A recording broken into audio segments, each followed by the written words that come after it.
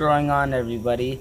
Today we are going to be doing a update video on how to get fruit trees from cuttings.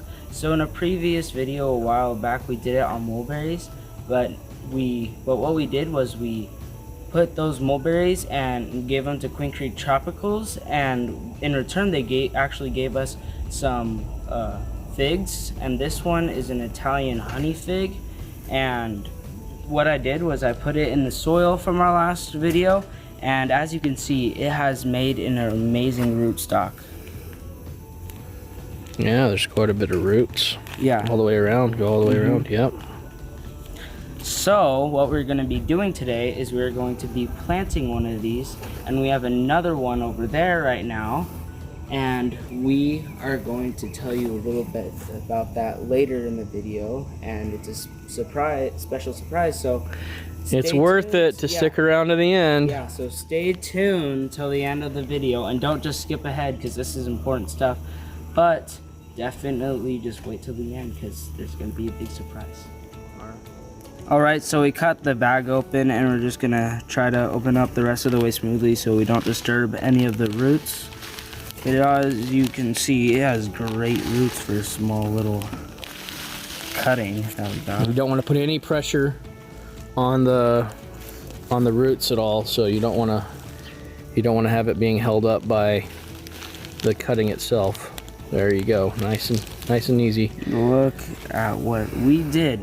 I put this in my room in a small little dark area, and this was the rootstock I got out of it. I'm super happy with this. So I dug a little hole right here. I'm just gonna put some of the soil back in, but didn't need a very big hole for this little guy. No. Now our soil has a lot of amendments already in it. It's basically like worm castings because we have so many worms that have lived in here. It's not the native soil, but if you wanted to give it a little bit of a boost, figs are pretty hardy. They don't need all the crazy amendments that other trees would get, but they'd appreciate, you know, a good 75% native soil and the rest of it organic matter like potting soil, maybe even compost because they're so resilient. Our friend has a giant one of these too. Yeah, we've seen figs can get big, guys. So we're gonna, as you can see, like everything in our yard, it's in a tight location. So we don't like things to be nice looking. We just want them to. Well, we'll prune it to size. Yeah, we'll prune it to size. All right. So why don't you tell everybody about this other cutting that we've got? Okay, these are for the. All right, so let's talk about the other fig.